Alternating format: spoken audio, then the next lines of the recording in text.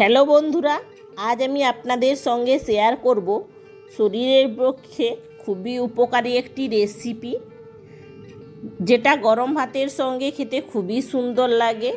By the way, আমি Mahua MS Rohan কিচেনে আবার একটি নতুন পর্বে সবাইকে জানাই স্বাগত। আজ আমি আপনাদের সঙ্গে শেয়ার করব কুলেখাড়া ও আলু দিয়ে ভর্তার একটি রেসিপি, যেটা গরম ভাতের সঙ্গে খেতে খুবই সুন্দর লাগে ও শরীরের পক্ষে খুবই উপকারী একটি রেসিপি। যারা কুলেখাড়া খাননি, এইভাবে একবার আলুর সঙ্গে ভর্তা করে খাবেন, দেখবেন খেতে খুবই সুন্দর লাগছে।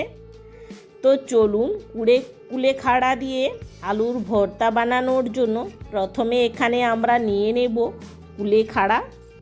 এগুলো আমরা আমাদের বাড়ির পাশেই হয়েছিল, সেইগুলোই আমরা তুলে নিয়েছি, একেবারে টাটকা শাক। এই কুলেখাড়া শরীরের পক্ষে খুবই উপকারী ও রক্ত হতে শরীরে সাহায্য করে, রক্ত উৎপন্ন হতে শরীরে সাহায্য করে।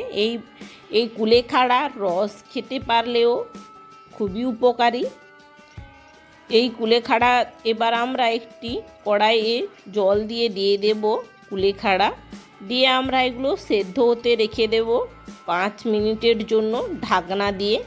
এইভাবে ঢাকনা দিয়ে 5 মিনিটের জন্য সেদ্ধ করে একটি ঢাকাতে জল ঝাড়াতে রেখে দেব। এখানে জলটা খুব একটা বেরোয়নি, আমরা কম করেই জল দিয়েছিলাম, যাতে শাকের সঙ্গে জলটা বেশি বের হয়ে না যায়, তাই অল্প করেই জল দিয়েছিলাম।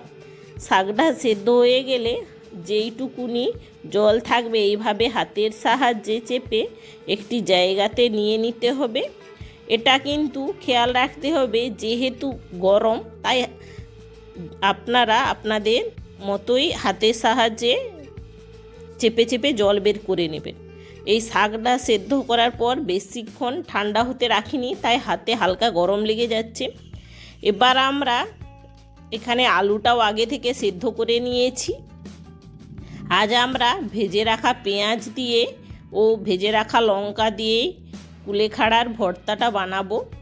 এখানে নিয়ে নিয়েছি সেদ্ধ করে রাখা আলু, ভেজে রাখা পেঁয়াজ ও সেদ্ধ করে রাখা কুলেখাড়া।